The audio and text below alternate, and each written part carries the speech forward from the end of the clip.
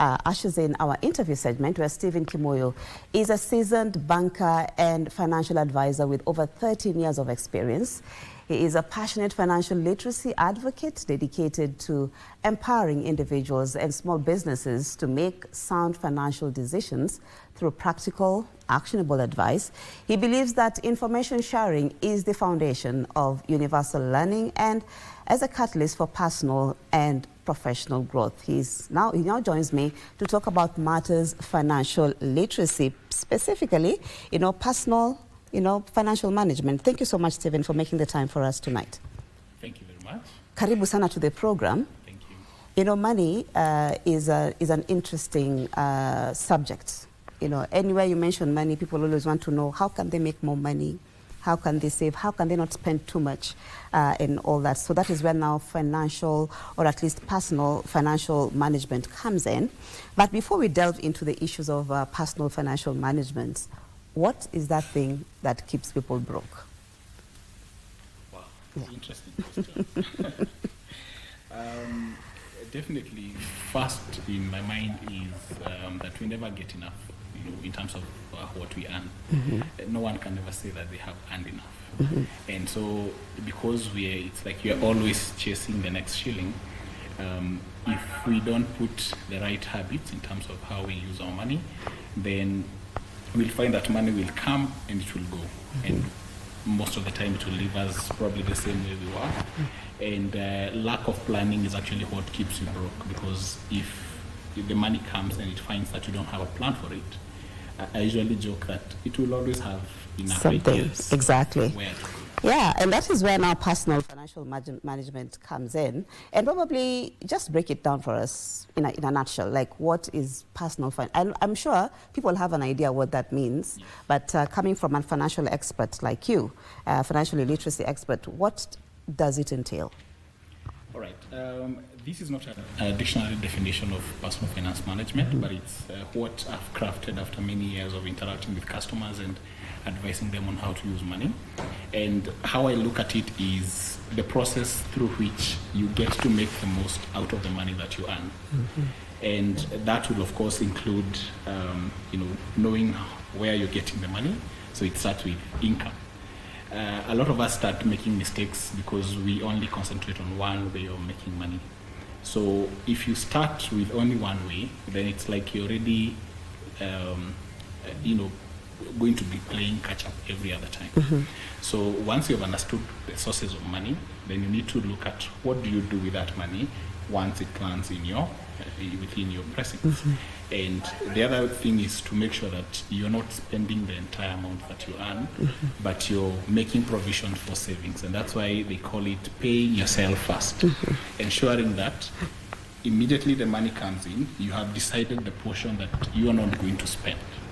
And that's what makes you richer tomorrow than you are today. Okay. Otherwise, if you keep on spending everything that comes in, mm-hmm. and most of us will actually even spend more than we get, we will discuss that later. Definitely. Then you'll actually never master this subject called money.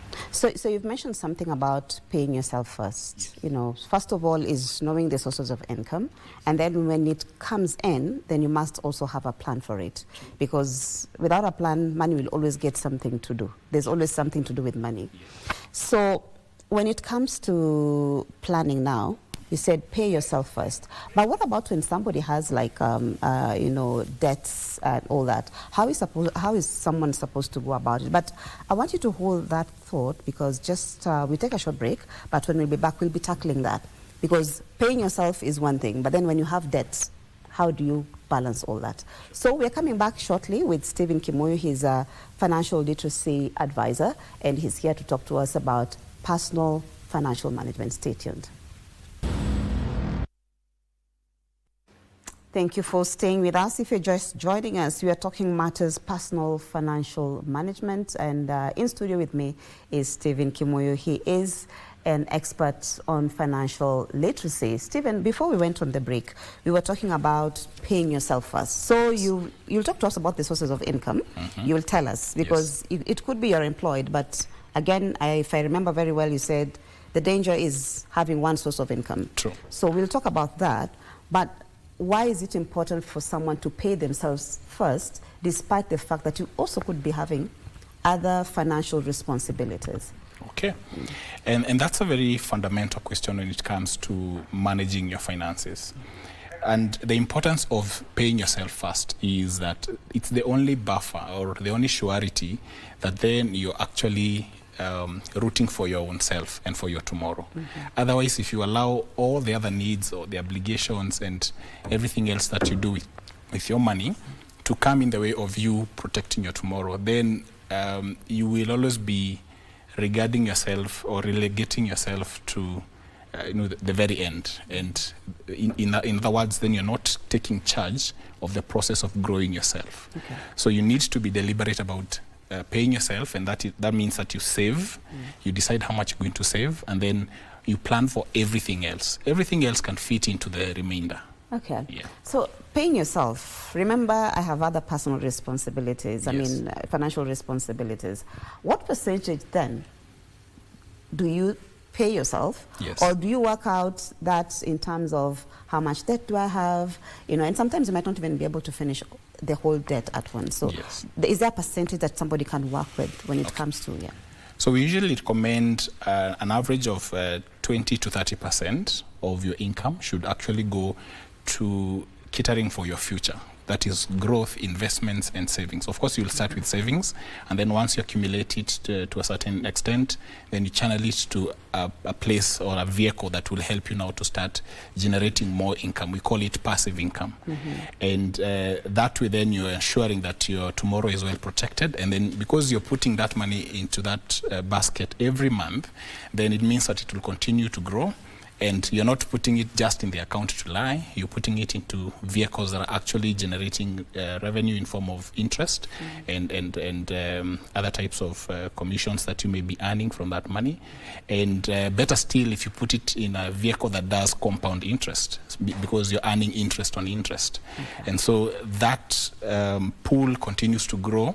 And if you remember, one of the curves that we are learning in school, the so-called, the parabola, I think it is, and you get your money to grow exponentially, and if you look at the graph for compound interest, and that becomes very important because slowly the discipline of you putting your money aside will eventually give you a very good return in the end. Yes. So discipline is a very difficult for very many people, especially when it comes to savings. Yes. But just taking you back again, when you talk about 20-30% saving, does that mean you need to have like different bank accounts for you to be able to have like your savings account here and maybe an investment? Because I've also had some people talk about that, like the best way to do it now is not to have like one account where your salary comes in and that's the one that you're saving in, you're transacting your day-to-day financial needs and all that. Yes. How should somebody be so organized such that you are able to separate all these monies and still be able to save and do your investments and these many other things that you need to do? Okay, so the trick is automation. So you need to make a decision that this is the amount that I'm saving and this is going to be to go into my investments, and you make that decision once and you put in a process or a system that will be taking that money from your current account or where you receive your salary. If you're a business person, you have your main account, but then you need to either do a standing order or you can take advantage of facilities like what we have in the bank that I work for, that is EcoBank. The save as you spend solution where money comes in and it's channeled directly to a specific vehicle that you have chosen prior. So you're not forced to make that decision to save on a monthly basis. Okay. So you make it once, automate, and that means that you don't have to make that decision every month. Okay. Yes. So again, that's brilliant. Like you can put a standing order where the money comes, so you're in stock exchange. Maybe this money goes to this particular entity and all that. Yes. So you'll talk to us about like in the banking system, because there are various ways that you can actually invest. Yes. But in the banking system, where can people put their money, that will actually work for them? Okay, so we will start with the first solution that every bank will give you, and that is a savings account.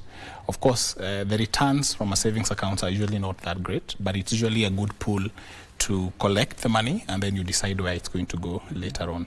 So the other options will include money market funds. They'll also include government bonds and securities. You can also look at using investment-linked insurance solutions that are going to give you protection, as well as a return, a moderate return in terms of where your money is going to be growing, and you're going to get a guaranteed amount at the end of the period. Others would be stocks. There are banks that will help you facilitate purchasing stocks in the Nairobi Securities Exchange. And for more sophisticated customers, you might find options that are even global. You might be able to buy global stocks or what is known as mutual funds, and all these solutions are available to in the bank that you work for, or rather you work with. And it takes a bit of knowledge and seeking financial advice from your banker, and make your banker a friend, because then they have this knowledge, and this knowledge is available for all of us to consume. It's free of charge. Yes. Yeah. So talking about the different ways that you can invest, whether it's in a fixed deposit account or it's can I say the money markets and all this. Somebody else might be saying, like, really, I have very little money. Probably I'm just earning, say, 20,000 shillings. Can I really invest in a fixed deposit account? Can I even invest in in the stocks? But essentially what I'm saying is, does it mean that more money means you can save more? Do you need to have a lot of money for you to save? Not really. Remember, we are talking of percentages, and regardless of how much you have, then you can work out a percentage of whatever amount that it is.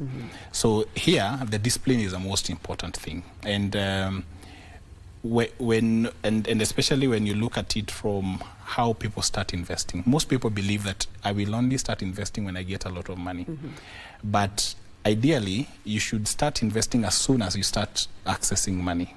So once you distribute that, we call it the 50-30-20 rule. Of course, 50 goes to needs, 30 goes to your wants and entertainment and just having a good life. And again, we are not saying that you live a boring life because you are investing and all that. So 30% is actually essentially for you to enjoy life, and then 20% is now what goes into the investments. And so regardless of how much money you're earning, there is a place for each person, whether you're earning 10,000 shillings or 50 or 100 or even 1,000,000 shillings, then there's a place for you to be able to demarcate that this amount is going to go into investments. And the good thing is, all those options that I've mentioned, the entry barrier has actually been very low, lowered so much, because as little as even 100 shillings. Right now, money market funds usually ask for a minimum amount of 100 shillings to start investing. So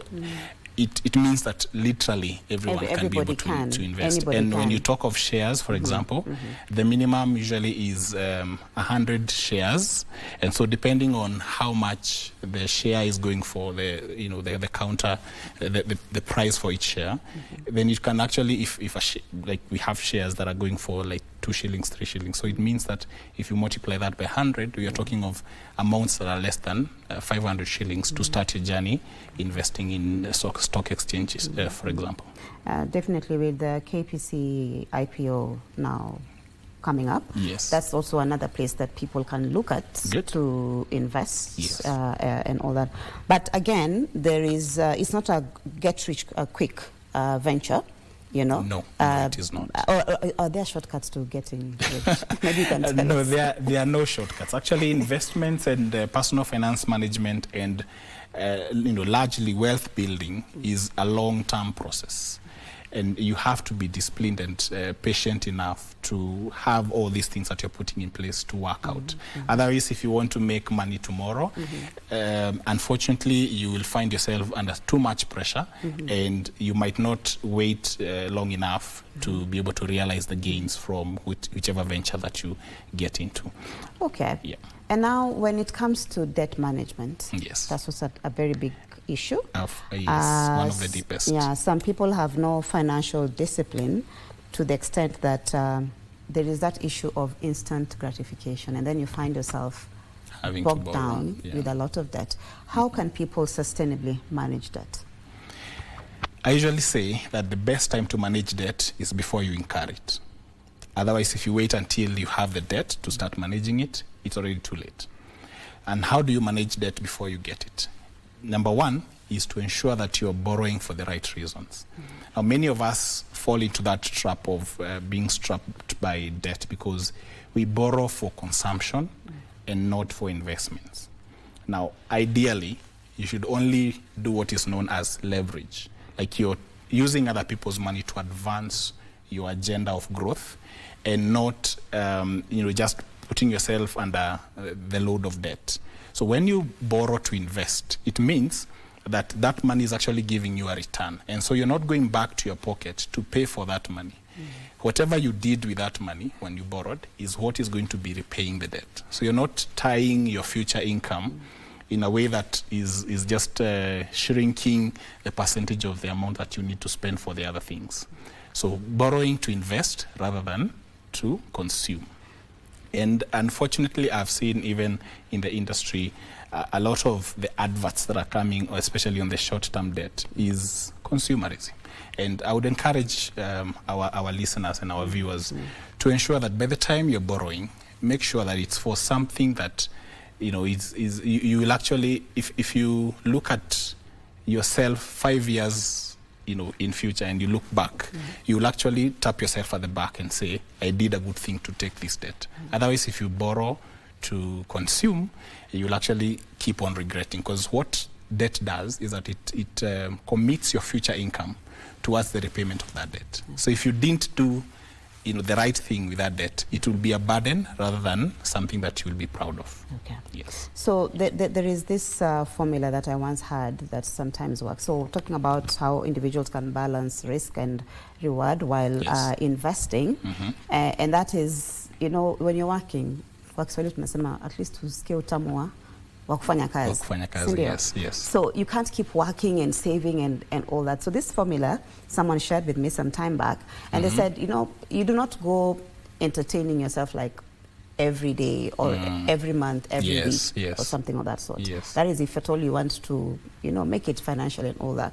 So you can have a bank account where you put a little percentage for when you want to take a friend out or you want to go out. Or if for us ladies, maybe you do your nails, you do your hair. So you can have that money saved in there, over time. So when you want to go and do something, you just know I need to go and get the money from this bank account. Or if you have people, sometimes we help each other, So even if you have money in your savings and someone else tries to ask or borrows money from you, but you do not have money in your welfare account, you don't have money.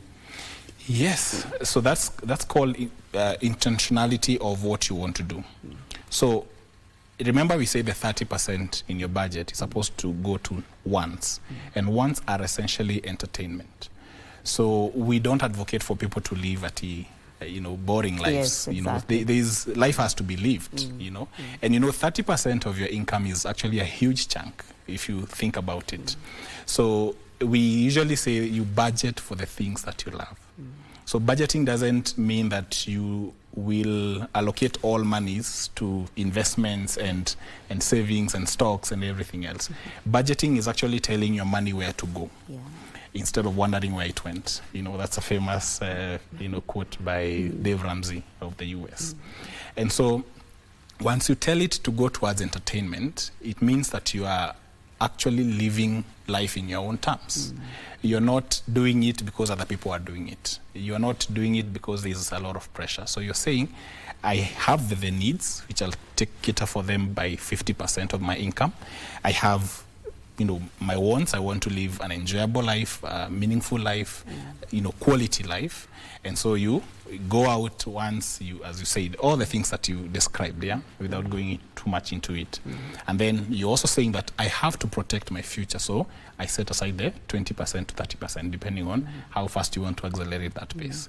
So it's proper for you to actually budget for the things that you love doing. Okay. So quickly, the kind of categories of people. young, can I say, those who are just about to retire. Yes. You know, people are still in the middle and all that. Do you think they should have like different goals when it comes to personal financial management? Absolutely, absolutely. For someone, there are usually stages as you grow. So there is someone who is in the formative stages, and at that point, maybe your distribution of that 50, 30, 20 might be different because you are young, you don't have so many obligations. And so what you want to do is to accelerate the pace at which your money is growing. So because you don't have children, you know, for example, so you might say, a bigger chunk of my income is going towards building a buffer for myself so that I start early and I have a foundation. When you start having school fees commitments, that's the time you want to buy property and all that, then you can reduce probably on how much is going into maybe entertainment, and you say, let me focus on building my family and my obligations. And then later on, when you're a bit older, you may not have so many obligations. Again, your life has slowed down and all that. So maybe where your money is going to is different from the person who is growing or someone who is in the middle ages. So different people will have different ways of managing their money, and that's now where financial advisory comes in. Because then we are able to look at where you are, and we look at what your obligations are and aspirations, and then we can craft for you a journey that you can be able to take. Of course, looking ahead also at retirement. I'm sure you know the joke that they say when you're young, you have too much time, but you don't have money. When you grow older, you know how it goes, and then later on in life you have too much money but you don't have the energy to even spend that money. Yes. Thank you so much, Stephen Kimuyu, for coming in and just talking to us about personal financial management. There's a lot to unpack, definitely. We cannot unpack everything in the few minutes that we've been able to talk, but I want to believe with what you've shared, people are able to pick, and again, it's all about intentions. So you can listen and let it flow, or you can listen and just start taking those baby steps. It's not so much, if I've understood what you're saying, it's not so much about how much you put in the savings or the different, investments that you want and all that, but it's the habit that you're building. And then, even I was talking to somebody before you came in for this particular show, and I was like, even our grandmothers traditionally, when you plant, then they will keep seed for the next season. So money is like a seed. You spend it, and there you go. So thank you so much for coming in. Thank you. I would have loved to give you more time to talk to us, but we have to continue with the news. But we've been talking to Stephen Kimuyu. He is a financial literacy expert. He's talked to us about personal, financial management. Hope you've gotten one or two things that you can do just to get started. It's the beginning of the year. Maybe by December, you will be, smiling all the way to the bank. We don't know. Thank you so much.